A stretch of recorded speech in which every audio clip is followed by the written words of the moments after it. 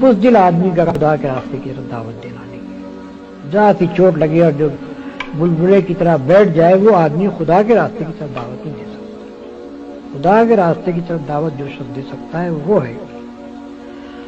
جو سخت سے سخت دشمنی کے ماحول میں، مخالفت کے ماحول میں، خطرات کے ماحول میں اسلام کا علم لے کر اٹھ جائے اور کوئی پرواہ نہ کرے کہ نتائج کیا ہو۔ رسول اللہ صلی اللہ علیہ وسلم کی اپنی ذات اس شجاعت کا مکمل نمونہ ہے۔ مکہ معظمہ میں کھلا آپ نے دعوت اسلام پیش کی،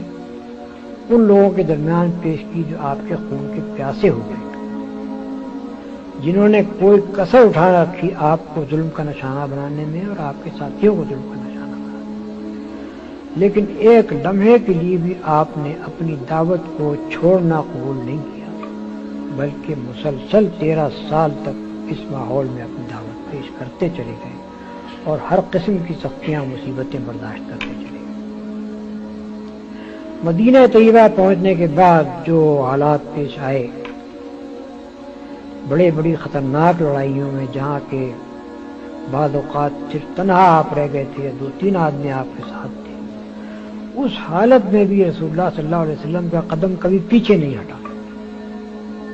بلکہ غزوہ حنین کے موقع پر جبکہ مسلمانوں کو تقریباً شکست ہو گئی تھی اور لوگ بھاگے چلے جا رہے تھے،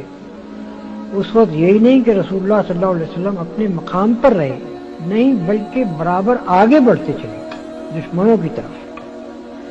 اور اس بات کو چھپایا بھی نہیں کہ میں کون ہوں۔ فرمایا کہ انا النبی لا کذب، انا ابن عبد المطلب،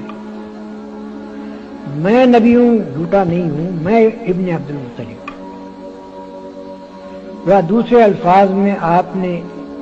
عین حالت جنگ میں اس وقت جبکہ آپ بالکل 2-3 آدمیوں کے ساتھ تنہا رہ گئے تھے اور دشمنوں کے نلغے میں تھے،